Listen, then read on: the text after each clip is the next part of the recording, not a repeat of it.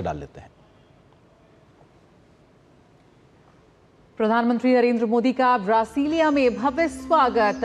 अल्वोराडा palace में Brazil के राष्ट्रपति लुला दा सिल्वा की मौजूदगी में पीएम मोदी को दिया गया guard of honour.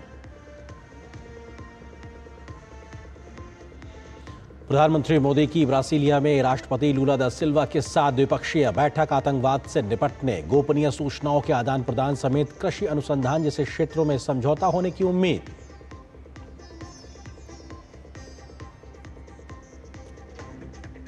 Kolkata rape मामले में भाजपा की फैक्ट फाइंडिंग कमेटी की जांच पूरी। बीजेपी अध्यक्ष जेपी नड्डा को सौंपी रिपोर्ट। पश्चिम बंगाल में अराजकता, महिला सुरक्षा की स्थिति को बताया चिंताजनक। ममता सरकार पर लगाया आरोपियों को संरक्षण देने का आरोप।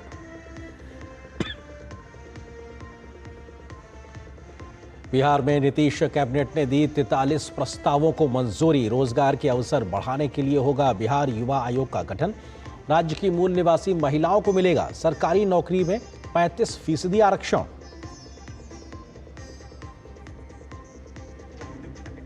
Accidented range anti submarine rocket का आईएनएस कवराती से सफल यूजर ट्रायल। रक्षा मंत्री राजनाथ सिंह ने डीआरडीओ और भारतीय नौसेना को दी बधाई।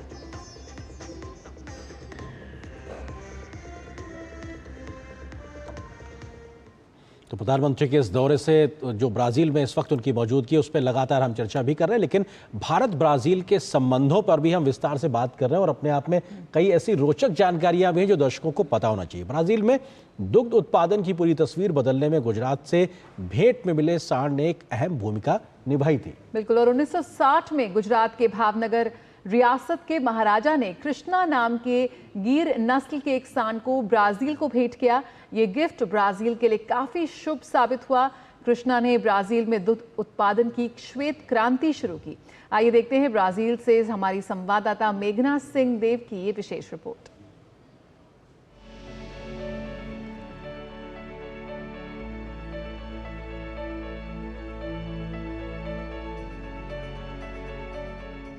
भारत और ब्राजील को एक अद्भुत कहानी जोड़ती है। बात है साल 1960 की, जब गुजरात के भावनगर रियासत के महाराजा कृष्ण कुमार सिंह जी गोहिल ने कृष्णा नाम के गिर नस्ल के एक सांड को ब्राजील को भेंट किया और इसी से ब्राजील में शुरू हुई दूध उत्पादन की एक श्वेत क्रांति। फिर 1962 में गुजरात से बड़ी संख्या में आई गिर और कांकरेज गायों ने भी इस श्वेत क्रांति को गति दी। ब्राज़ील में जितनी भी गायें हैं उनका ओरिजिन जो है भारत से है। गिर गाय और कांकरेज गाय जो है यहाँ से करीब 70-80 साल पहले लाई गई थी और उसके बाद में ब्राज़ील ने उस पर काफ़ी मेहनत करके उसको क्रॉस ब्रीडिंग करके उसके ऊपर साइंटिफिक रिसर्च करके उन्होंने दूध के लिए काफ़ी इसमें विज्ञान के साथ में कार्य किया है। गिर गायों जो अपने उच्च गुणवत्ता वाले दूध और सहन शक्ति के लिए प्रसिद्ध हैं, अब ब्राजील में दुग्ध उत्पादन की रीढ़ बन चुकी हैं। जहां भारत में एक गिर गाय औसतन 15 से 20 लीटर दूध देती है, वहीं ब्राजील में इनसे 40 से 60 लीटर तक दूध लिया जा रहा है। हमारे भावनगर के नेक नामदार महाराजा साहब श्री कृष्ण कुमार सिंह जी ने, जैसे आपने कहा कि 1960 में 1960 में सेल्सो गार्सिया सेड नाम के ब्राज़ीलियन व्यक्ति को, महानुभव को एक गिर बुल भेंट में दिया था एज अ गिफ्ट। और तब से आज तक हम काफ़ी सीख सकते हैं हमारे ब्राज़ीलियन के भाइयों और बहनों से कि उन्होंने के इस गिफ्ट की कदर कितनी की है। उन्होंने एक डेयरी प्रोडक्शन कितनी सीरियसली से शुरुआत की है। 80% जो ज़ेबू कैटल है वो यही कृष्ण द बुल जो महाराजा साहब ने सेल्सो गार्सिया सेड को एक गिफ्ट में दिया था, उन्हीं की संतान है। Brazil is the fourth largest country in terms of milk production, giving 35 billions of liters of milk per year.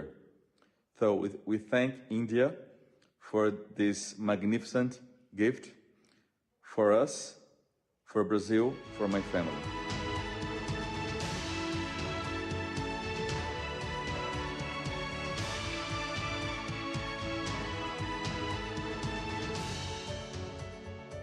Bharat की धरोहर ब्राजील की समृद्धि का आधार बन गई। ये कहानी है कृष्णा की, जो एक उपहार बनकर आया और ब्राजील की श्वेत क्रांति का प्रतीक बन गया। कैमरा पर्सन पीयूष वर्मा के साथ मैं मेघना देव, डीडी न्यूज़, ब्राजील। तो यकीनन ये इस वक्त की ऐसे रोचक तथ्य हैं जो भारत और ब्राज़ील के रिश्तों को और भी मजबूती प्रदान करते हैं। और जैसे कि हम जानते हैं, प्रधानमंत्री नरेंद्र मोदी ब्राज़ील की राजकीय यात्रा पर हैं और राजधानी ब्रासिलिया में पीएम का भव्य स्वागत हुआ। राष्ट्रपति लुइस इनासिया लुला दा सिल्वा ने पीएम का गर्मजोशी से अभिनंदन किया। पीएम के स्वागत में 114 घुड़सवारों का विशेष दस्ता भी मौजूद रहा। प्रधानमंत्री को गार्ड ऑफ ऑनर भी दिया गया। ब्राजील का ये दौरा प्रधानमंत्री की 5 देशों की यात्रा के चौथे चरण में हो रहा है।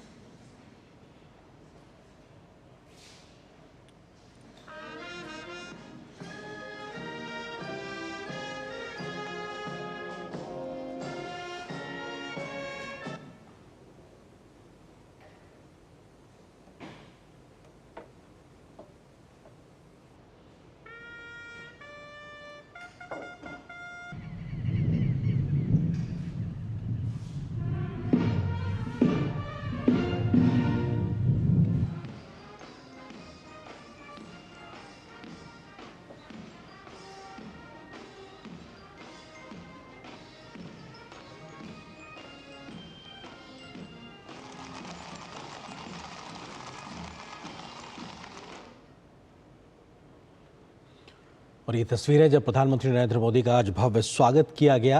राष्ट्रपति निवास में तमाम महत्वपूर्ण लोग जो ब्राज़ील के सरकार से जुड़े हुए हैं, राष्ट्रपति लुला दा सिल्वा ने उनका परिचय कराया प्रधानमंत्री नरेंद्र मोदी ने, और भारतीय शिष्टमंडल से मुलाकात की ब्राज़ील के राष्ट्रपति ने। और तो निश्चित तौर से दोनों देशों के जब शिष्टमंडलों के बीच ये मुलाकात हुई, फिर उसके बाद शिष्टमंडल स्तर की बातचीत भी इस वक्त चल रही है। तो बेहद महत्वपूर्ण तस्वीर है जब प्रधानमंत्री का भव्य स्वागत हुआ, साथ ही साथ जो शिष्टमंडल है उनके साथ दोनों ही नेताओं ने मुलाकात की, परिचय हासिल किया।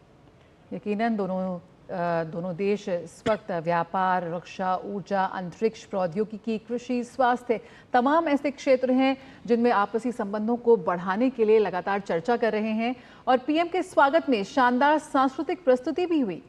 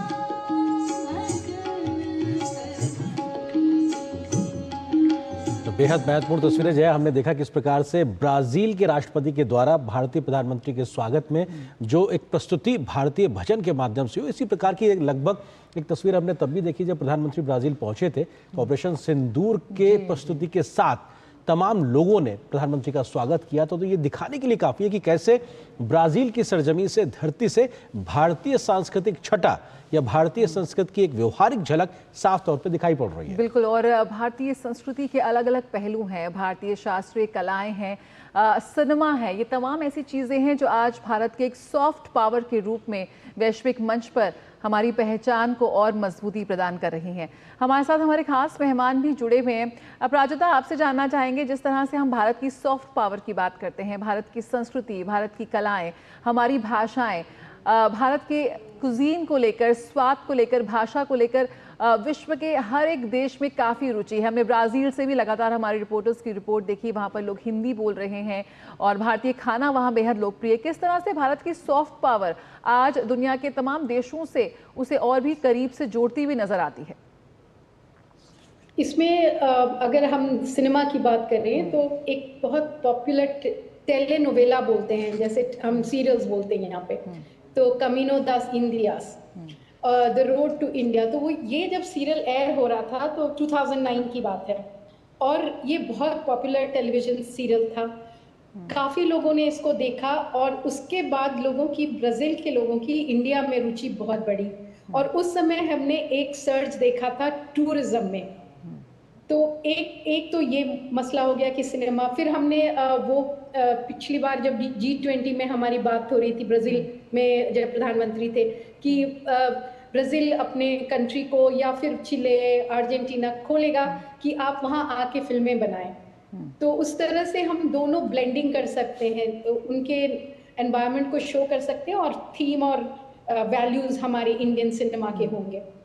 जहाँ तक फूड की बात है, काफ़ी पॉपुलर है, बहुत सिमिलर टेस्ट है, हालांकि वो लोग एसेंशियली मीट ईटिंग कंट्रीज़ हैं, तो उस तरह से थोड़ा मैच कम होता है। लेकिन जैसे हम हमारे जो डिश हैं वो काफ़ी पॉपुलर हैं और वो बीन्स बहुत खाते हैं, तो हमारे यहाँ भी हम बीन्स बहुत खाते हैं। तो राइस, कॉफ़ी वहाँ पे बहुत पॉपुलर है। तो खान पान काफ़ी, मैं सेम तो नहीं कहूँगी, मेक्सिको से हम ज़्यादा करीब हैं, लेकिन ब्राज़ील से भी कुछ सिमिलैरिटीज़ हम कह सकते हैं। फुटबॉल भी बहुत पसंद है भारतीयों को, ब्राज़ील को और भारत को जोड़ता है। बिल्कुल।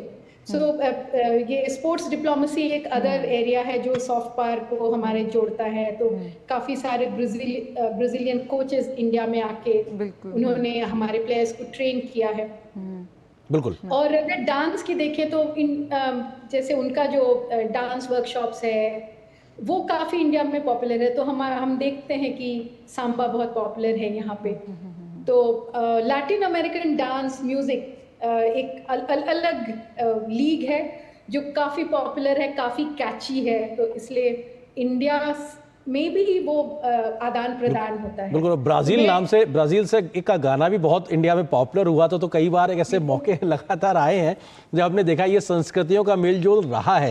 एम्बेसडर अचल मल्होत्रा जी, क्योंकि सॉफ्ट पावर की बात हो रही है, योग और आयुर्वेद भी उसमें एक महत्वपूर्ण भूमिका निभा रहा है, क्योंकि इस क्षेत्र में भारत के द्वारा ब्राज़ील में अपनी एक नई स्थापित व्यवस्था को आगे बढ़ाने का काम होता हुआ दिखाई पड़ रहा है। आपको लगता है कि सॉफ्ट पावर के माध्यम से, पीपल टू पीपल कनेक्ट के माध्यम से, हमारी सांस्कृतिक विरासत के माध्यम से भी एक ब्राज़ील में नए संभावनाओं के द्वार खुल रहे हैं?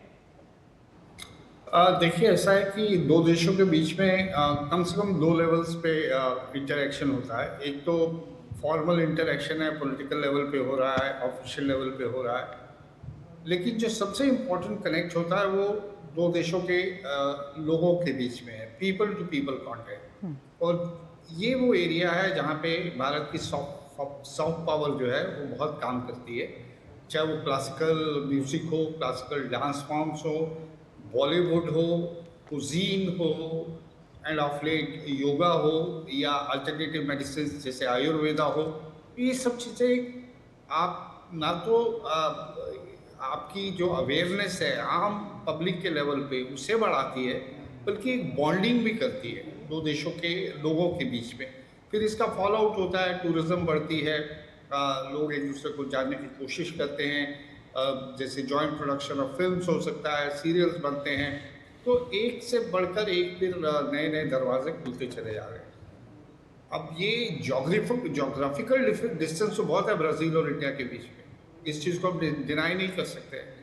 लेकिन आज के डिजिटल युग में जहाँ जो इंफॉर्मेशन कम्युनिकेशन इतनी फास्ट हो गई है, तो कम से कम सिनेमा ही ले लीजिए, आप डिजिटल या आपके सॉफ्ट सीरियल ले लीजिए, इसके थ्रू भी आप अपने कल्चर को प्रोजेक्ट कर सकते हैं। और Indian council for cultural relations ICCR इसमें काफ़ी बड़ा काम कर रही है और काफ़ी बड़ा सहयोग दे रही है।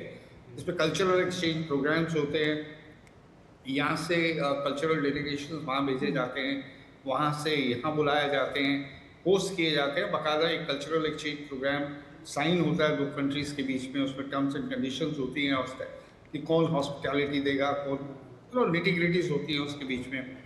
और उसके अलावा आप हमने शायद इंडियन कल्चरल सेंटर्स भी खोले हैं बहुत सी जगह पे, तो इंडियन कल्चरल सेंटर्स भी प्रमोट करते हैं जो लोग Indian classical dance forms, yoga या इंडिया के बारे में एक छोटी लाइब्रेरी खोलना और हम लोग जानना चाहते हैं इंडिया के बारे में। तो ये चीज़ें एक दो कंट्रीज़ के बीच में इमोशनल कॉर्ड और इमोशनल बॉन्डिंग में सॉफ्ट पावर का बहुत बड़ा रोल रहा है।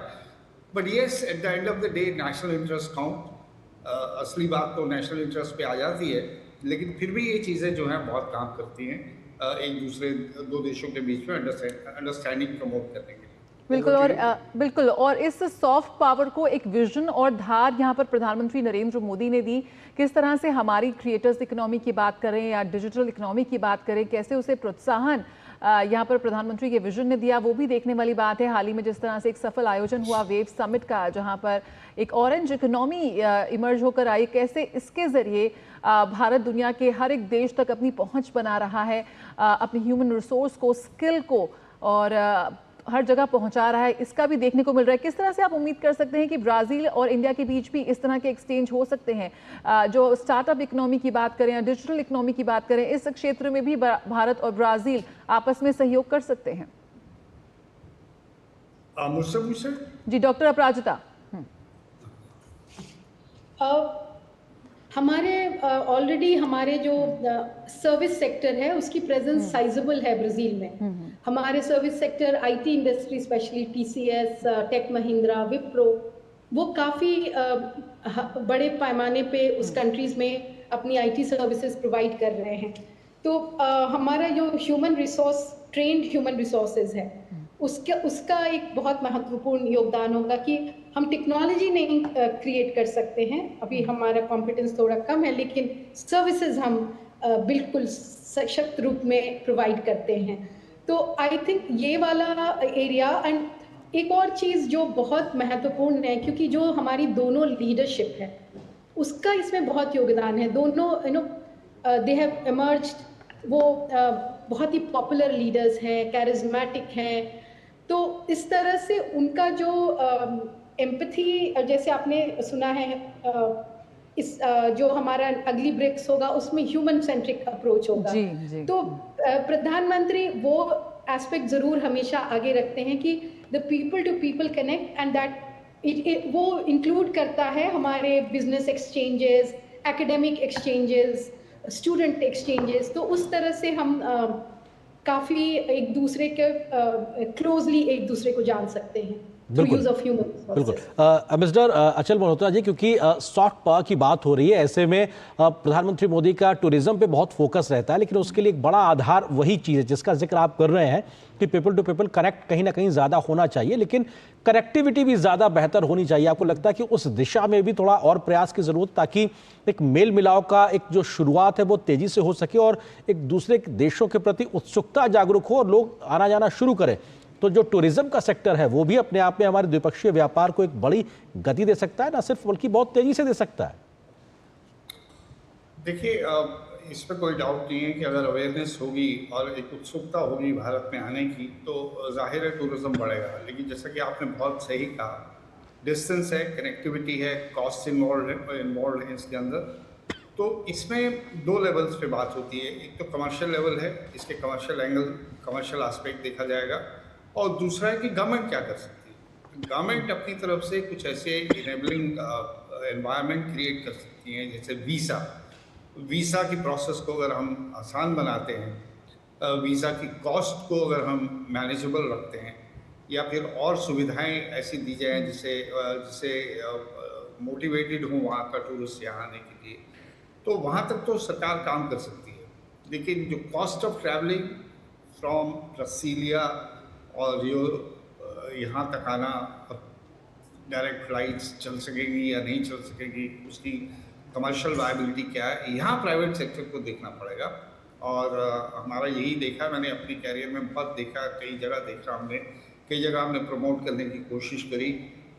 डायरेक्ट फ्लाइट्स नहीं चल पाई बिकॉज कमर्शियली वायबल नहीं थी, और सरकार की तरफ से जो 5th फ्रीडम राइट्स होते हैं कि आप उस पर भी कुछ थोड़ी अड़चनें लगाई गई कि नहीं, आपकी फ़्लाइट्स यहाँ से आएगी और वापस इंडिया आएगी, अब वहाँ से पैसेंजर्स लेके थर्ड कंट्री में नहीं जा सकते। तो इस तरह की जो चीज़ें हैं जिसमें गवर्नमेंट का बहुत बड़ा रोल रहता है।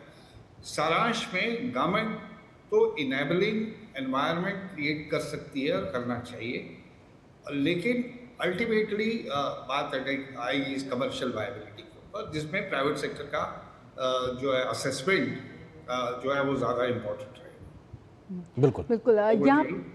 यहाँ पर हम लगातार विभिन्न क्षेत्रों की बात कर रहे हैं, विभिन्न सेक्टर्स की बात कर रहे हैं, दोनों शीर्ष नेताओं के महत्वपूर्ण वक्तव्यों की भी अगर हम बात करें, जो तमाम अभी ब्रिक्स में जिस तरह का हमने देखा, तो एक एआई और नवाचार और उसका सेक्टर भी निकल कर आया।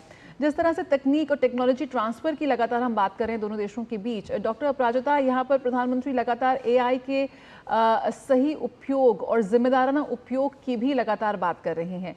कैसे आप देखते हैं कि एआई इस वक्त उभरता हुआ क्षेत्र है, लेकिन इसका रिस्पॉन्सिबल एआई को लेकर लोग लगातार चिंताएं भी निकल कर आ रही हैं और खासतौर पर इसका मेंशन भी हुआ अभी ब्रिक्स में।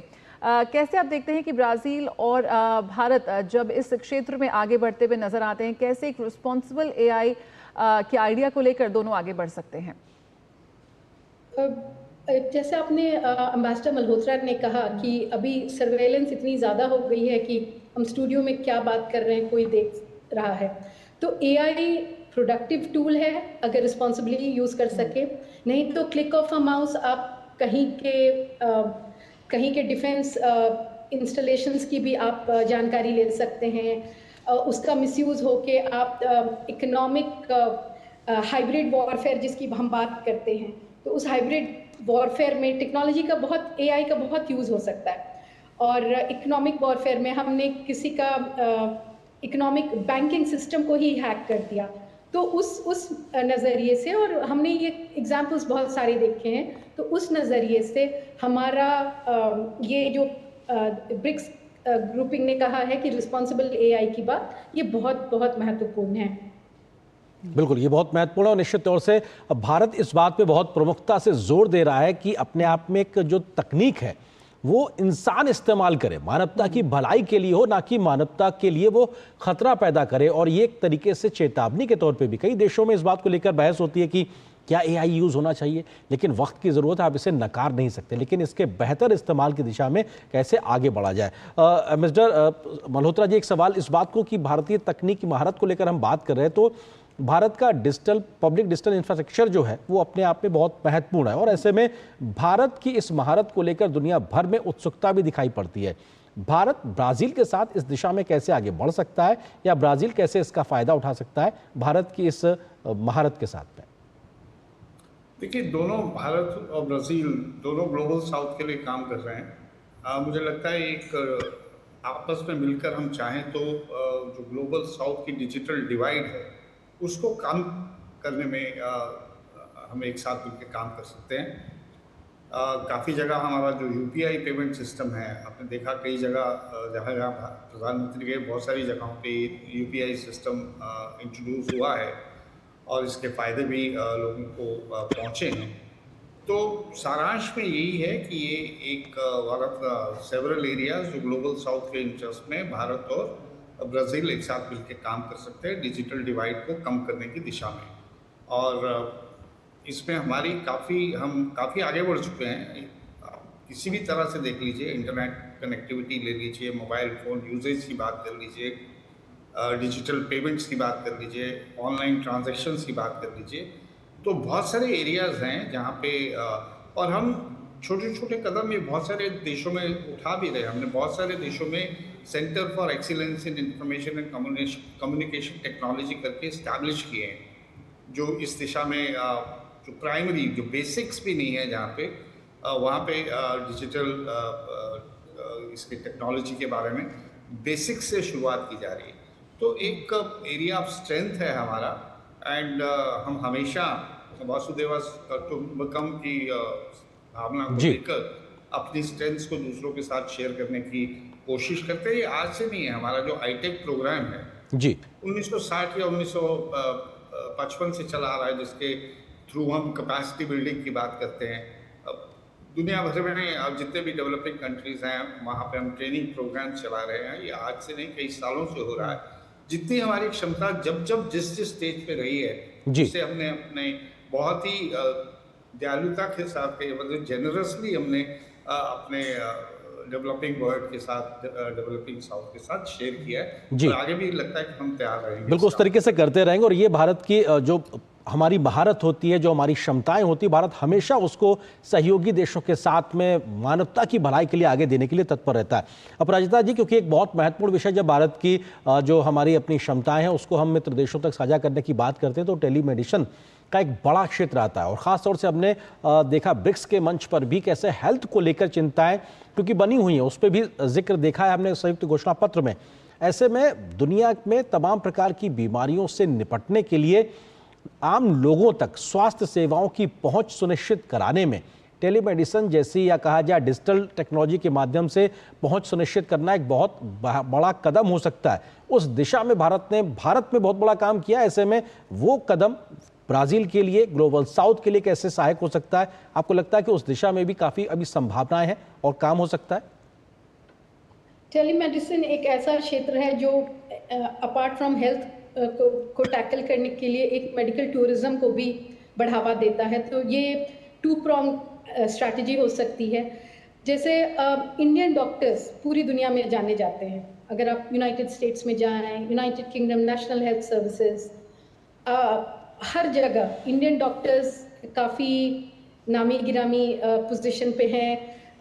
वो लोग काफ़ी कंट्रीब्यूट कर रहे हैं। और जो हमारे इंडियन डॉक्टर्स हैं वो किस कंडीशन में कितने नंबर ऑफ पेशेंट्स जो देखते हैं, जैसे हमारा एम्स है, उसकी कंपैरिजन आप दुनिया के किसी भी सर्वश्रेष्ठ इंस्टीट्यूशन से कर सकते हैं। तो अगर एंड मच लोअर कॉस्ट पे अगर ये फैसिलिटी टेली कंसल्टेशन के थ्रू, टेलीमेडिसिन के थ्रू अगर प्रोवाइड हो सकता है तो ये एक बहुत बड़ा इंडिया का यूएसपी होगा इन bilateral trade.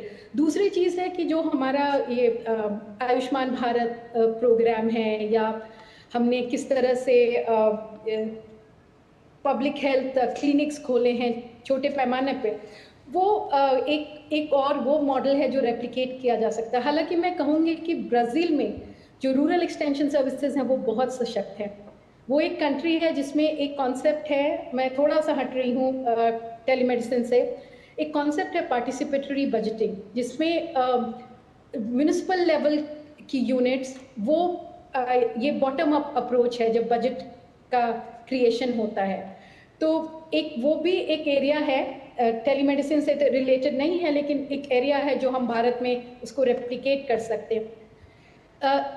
Coming back to telemedicine, हमने वैक्सीन मैत्री प्रोग्राम में जिस तरह से इंडिया ने सब कंट्रीज़ को प्रोवाइड किया, वो एक और आयाम खोलता है कि medical facility with humanitarian angle, जो कि इंडिया एक और हेल्थ केयर में ब्राज़ील के लिए एक नया एरिया खोल सकता है।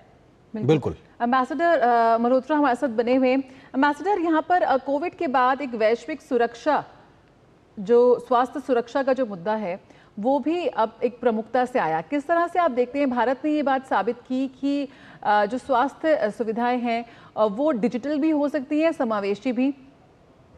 अगर हम बात करें कोविन प्लेटफॉर्म की, किस तरह से देखते हैं कि जो हमारा स्वास्थ्य मिशन है वो बाकी देशों के लिए भी एक सबक यहाँ पर बन रहा है? हम मेहमानों को शुक्रिया अदा करेंगे क्योंकि वक्त फिलहाल असीमित है। प्रधानमंत्री के दौरे से जुड़ी हुई पल पल की खबरें और तस्वीरें हम पहुंचाते रहेंगे, लेकिन फिलहाल इस कार्यक्रम में बस इतना ही। मुझे और मेरी सहयोगी जया, हम दोनों को दीजिए अनुमति। नमस्कार।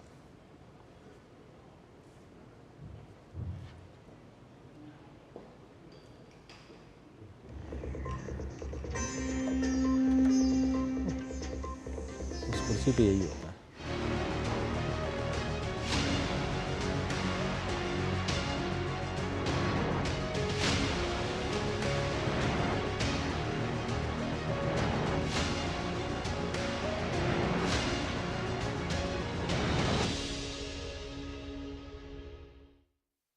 सर